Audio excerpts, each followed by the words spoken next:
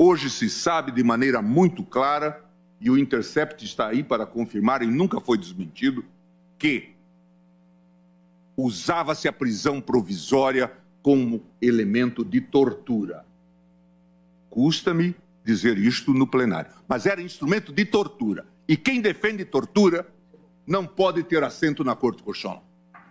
O uso da prisão provisória era com essa finalidade. E isto aparece hoje, ministro Fux, nessas declarações do Intercept, feitas por gente como Dallagnol, feitas por gente como Moro. Portanto, é preciso que se saiba disto, que o Brasil viveu uma era de trevas no que diz respeito ao processo penal. Quando foi divulgada, em 2016, as tais 10 medidas, fui eu, a voz que se levantou, creio que única no tribunal, sobre a impropriedade dessas 10 medidas. O que eu disse? Tenho a impressão de que estamos vivendo um momento singular. Depois, esses falsos heróis vão encher os cemitérios. A vida continua. Sou mau profeta, presidente. Doutor Alcides. Porque, veja, isso eu falava em 2016 e aconteceu. O resumo da ópera é: você não combate crime cometendo crime. Ninguém pode se achar o ó do Borogodó. Cada um vai ter seu tamanho no final da história. Um pouco mais da modéstia. Calcem as sandálias da humildade. Mesmo sujeito às contingências do convencimento do colegiado nas ações julgadas pela segunda turma e pelo plenário, busquei advertir sobre os descomedimentos de um inovador e criativo modelo de justiça criminal negocial que se alastrava pelo país com os acordos de colaboração premiada. No emaranhado de acordos negociados pela Força Tarefa de Curitiba, podemos afirmar que vimos de tudo, de tudo. Ao apreciar a questão de ordem na PET 7.074, em que esta Corte discutia os poderes do relator para homologação dos acordos de colaboração premiada celebrados entre o Ministério Público e integrantes do Grupo JF, meu voto trouxe sérias advertências sobre os abusos cometidos pelo parquê na celebração de tais acordos. Aqueles acordos em que atuava aquela dupla Fernanda Tortman e Miller.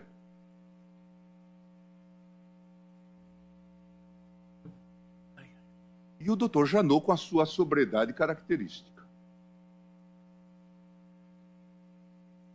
Como ele confessa em livro que acaba de lançar. Eu citei, então, não vou cansá-los, todas as medidas extra-legem que se tomaram neste acordo. Depois, o acordo de Sérgio Machado. Notabilizou-se por ser talvez o mais engenhoso e inventivo que a Lava Jato pôde ter produzido. O acordo colocava a salvo da recuperação de ativos bens em nome de familiares, especialmente dos filhos do colaborador. De forma flagrantemente contra a legem, previa que o Ministério Público se comprometia a postular que as sentenças em ações de improbidade administrativa ajuizadas contra o colaborador teriam natureza meramente declaratória.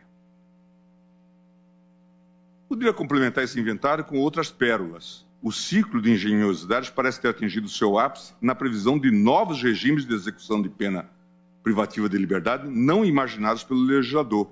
O mesmo acordo de Sérgio Machado previa a obrigação de o delator cumprir a sentença de prisão em sua própria residência particular durante o período negociado, sendo-lhe permitido sair da residência em 8 dias por ano por um período de 6 horas contínuas. O acordo continha como anexo um rol de 27 amigos e familiares que poderiam visitar a residência. Já o acordo de João Cerqueira de Santana Filho estipulava que o réu deveria ficar apenas das 20 às 6 horas em sua casa, sendo autorizadas viagens para o exterior para o tratamento de saúde. Diante de todas essas constatações, presidente, no julgamento da referida PET, meu voto, mesmo sem deixar de reconhecer os avanços que a operação trouxera para o combate à corrupção no país, externalizei com veemência as minhas recalcitrâncias quanto às verdadeiras finalidades dos membros da Força Tarefa. Nesse sentido, destaquei à época a preocupação da Operação Lava Jato em produzir volume de investigações com ou sem futuro parece ter se tornado, com as vênias de estilo ou sem vênias, um dos objetivos do grupo de trabalho da Procuradoria-Geral. Os objetivos da Lava Jato não são imediatamente políticos, a disputa é por poder entre poderes do Estado. E depois isto está caracterizado nas revelações agora de Intercept. Para além, dizia eu, das vaidades pessoais, está em formação um quadro que permite que o processo penal domine o jogo político. Complementados pelo tapetão eleitoral costurado pela lei da ficha limpa, as investigações de macrocriminalidades das classes políticas e empresarial dão ao Ministério Público o poder de definir os rumos políticos do país.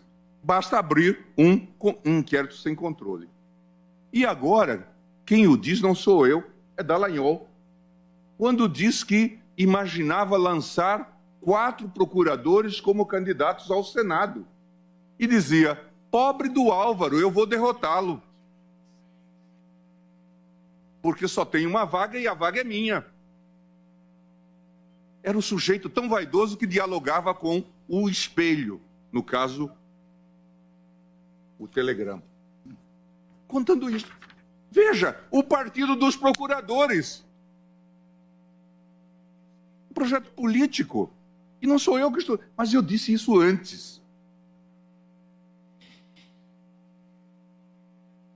Na apreciação do HC 143.333, impetrado por Antônio Palocci, dediquei parte do meu voto a denunciar que a corrupção já havia chegado à Procuradoria. E falei dos episódios Miller, Fernanda Tortman e tudo o mais. Em 16 de março de 2009, ainda antes de serem reveladas as mensagens do The Intercept, o tribunal julgou o inquérito 4435, quarto agravo regimental, no qual se discutia a extensão da competência da Justiça Eleitoral para julgar crimes comuns conexos aos eleitorais, previsto no inciso 4º do artigo 109 da Constituição e no inciso 2, artigo 35 do Código Eleitoral. Mais uma vez, não me furtei a denunciar. Isso é relator ministro Marco Aurélio. Na oportunidade, busquei deixar claro que a tentativa do Ministério Público de mudar a competência da Justiça Eleitoral, a qual permanecia incólume em todas as constituições brasileiras, diga-se de passagem, por amor à verdade, não houve modificação de entendimento nessa matéria. Eu disse, é preciso o combate à corrupção dentro do Estado de Direito.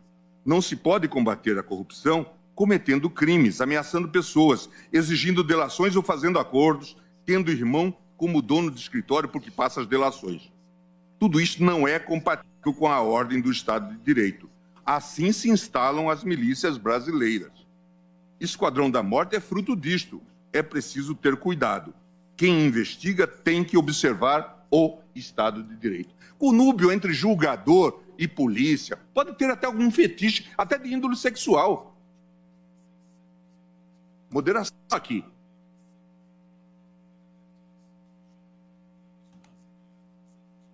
Moderação aqui. Julgador é órgão de controle, não é órgão de investigação. Tenho minha consciência tranquila, presidente, que desde as fases iniciais da operação, ainda em 2014, exerci de forma responsável o controle jurisdicional dos atos praticados pela Polícia Judiciária, pelo Ministério Público e pelo próprio Poder Judiciário relacionados à apuração de fraudes no sistema Petrobras.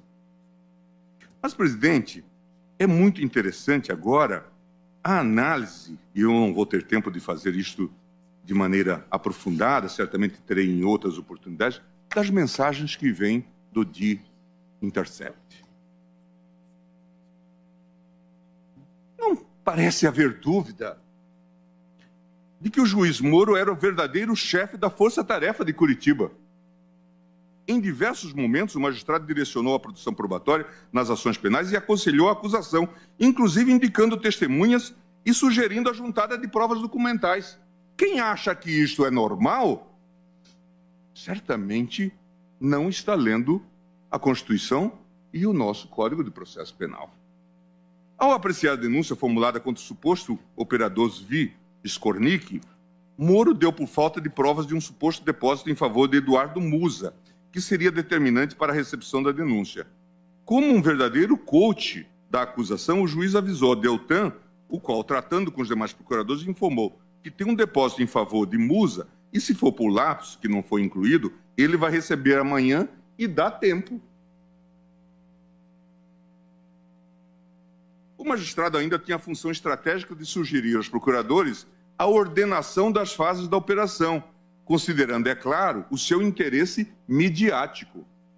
O quadro de esquizofrenia nas funções de juiz não chega a passar despercebido pelos próprios membros da Força Tarefa. Em mensagem atribuída à doutora Monique Schecker, a procuradora demonstra ter clareza que Moro viola sempre o sistema acusatório e é tolerado por seus resultados, aqui no Intercept. Aqui não há como deixar de reconhecer que a própria dignidade dos membros do Supremo foi vilipendiada, presidente, em diversos episódios desta triste tragédia.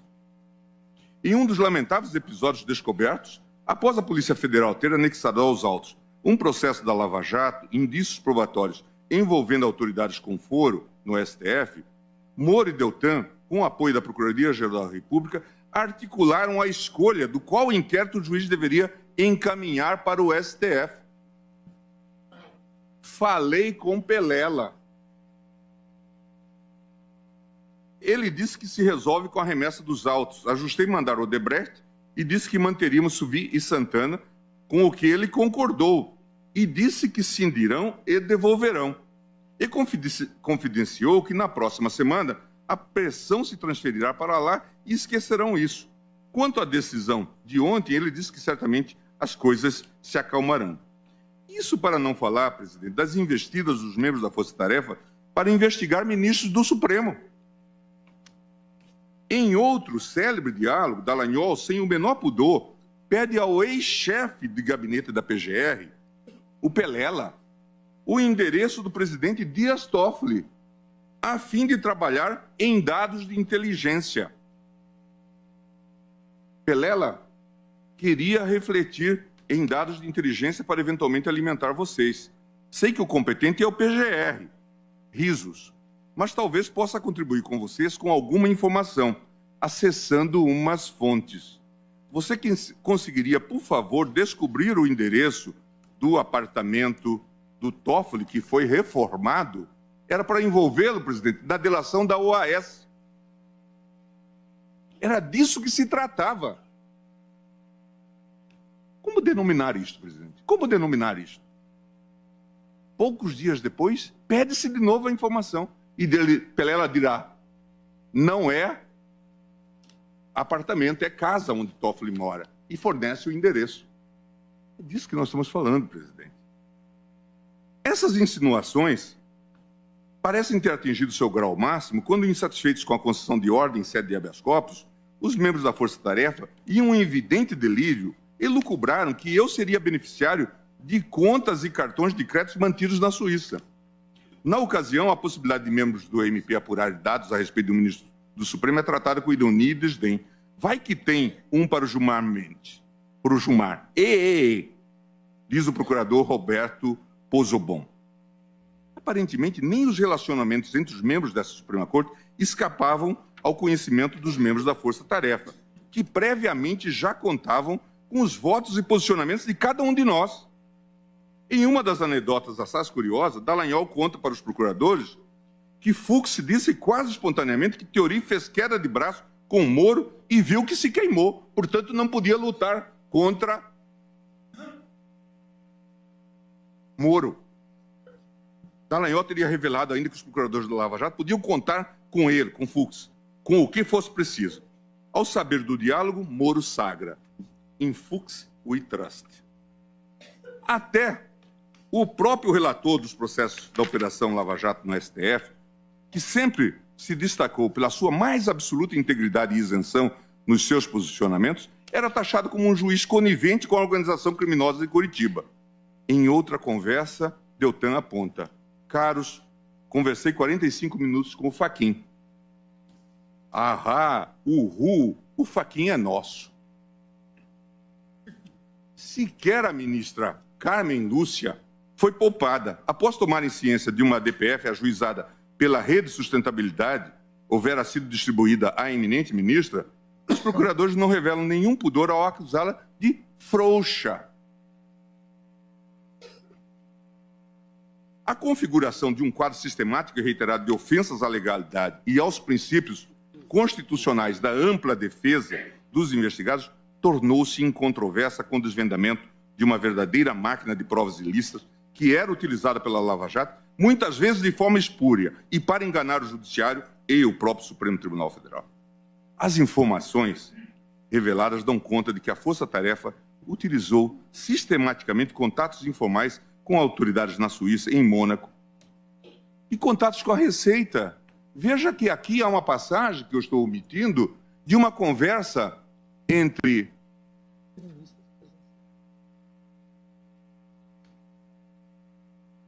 Dallagnol e Roberto Lionel, que depois veio para o COAF, em que ele pede se dava para dar uma olhada informal em dados da Receita relativos a familiares do presidente Lula.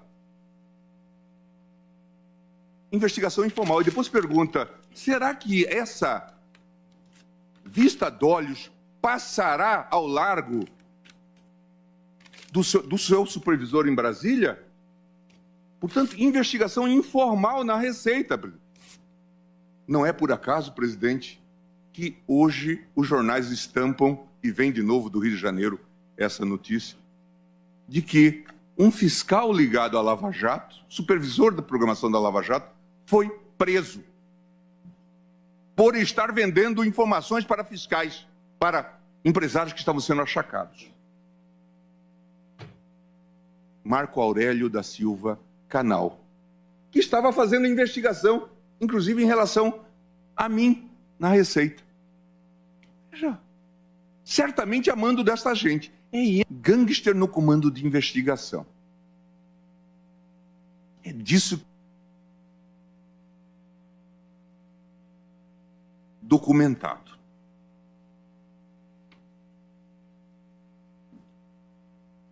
Voltar, presidente, que esses mecanismos obscuros de obtenção de prova foram utilizados em investigações contra réus que tentaram se socorrer com a impetração de habeas corpus no Supremo Tribunal Federal, muitos deles sem êxito.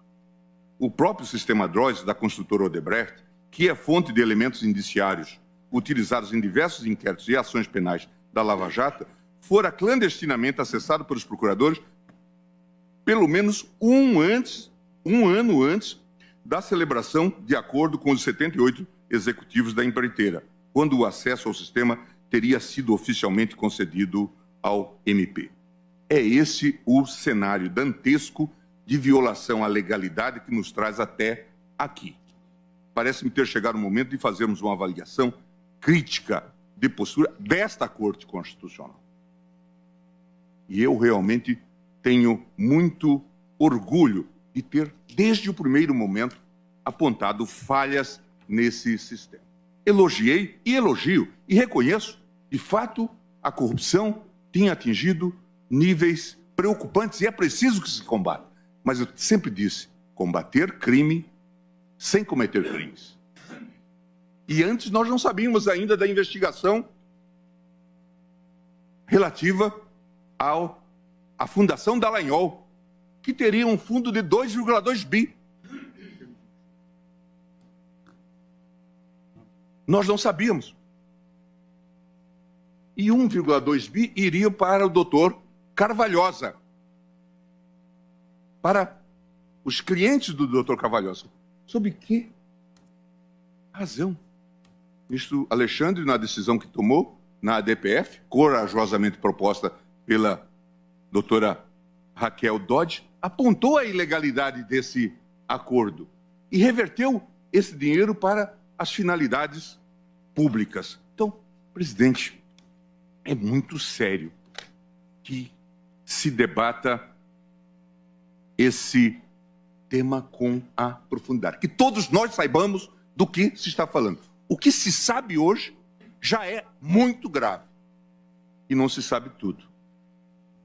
Me dizia o cineasta Zé Padilha que só se divulgou 1% de tudo aquilo que se acumulou. Portanto, ainda há muitas novidades em torno dessa temática. Mas tudo que há é chocante e, de fato, altamente comprometedor para aquilo que se chama uma investigação isenta.